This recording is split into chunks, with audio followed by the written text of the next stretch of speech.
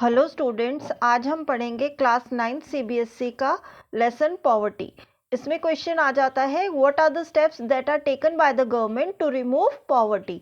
To remove poverty from the country, government has taken दो major steps लिए हैं। उसमें एक तो है प्रमोटिंग इकोनॉमिक ग्रोथ और दूसरा है एंटी पॉवर्टी प्रोग्राम्स।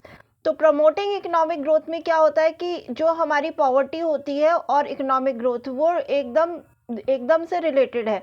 मतलब जब इकोनॉमिक ग्रोथ होगी कंट्री में तो पॉवर्टी अपने आप कम होती जाएगी। मतलब ये इन्वर्सली रिलेटेड है, एक चीज़ ऊपर जाएगी तो दूसरी नीचे आएगी। तो अगर हम अपनी कंट्री में इकोनॉमिक ग्रोथ करेंगे तो पॉवर्टी जो है वो ऑटोमेटिकली नीचे आ जाएगी। तो इंडिया जो है अभी रिसेंटली जो सबसे ज़्यादा ग्रोइंग इकोनॉमी में से एक है। तो ग्रोथ हो रही है इकोनॉमी में तो पॉवर्टी अपने आप कम होती जाएगी। अब कुछ लोग ऐसे हैं जो ऑलरेडी पुअर हैं, उनको ऊपर लाने के लिए गवर्नमेंट ने कुछ एंटी पॉवर्टी प्रोग्राम्स बनाए हैं। उनमें से हम कुछ को स्टडी कर लेते हैं जो आपकी बुक्स में दिए हुए हैं। पहली है मनरेगा, ये 2005 में स्टार्ट की गई थी। इसका फुल फॉर्म है Mahatma Gandhi national rural employment guarantee act 2005।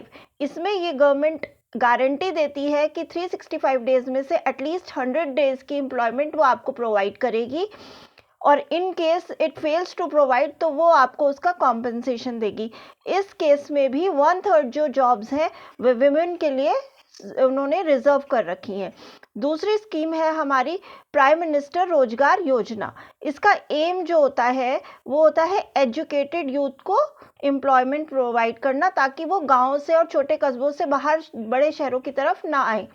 तीसरी है रूरल एम्प्लॉयमेंट जनरेशन प्रोग्राम। तो इसमें जब आप आंसर लिखेंगे तो आंसर का जो बेसिक लाइंस हैं they are almost the same. इस स्कीम और इस स्कीम में सिर्फ डिफरेंस जो बेसिक ये है कि this one aims basically at the educated youth, otherwise both are there to provide the employment. अब नेक्स्ट इसमें आ जाते हैं बेटा हम,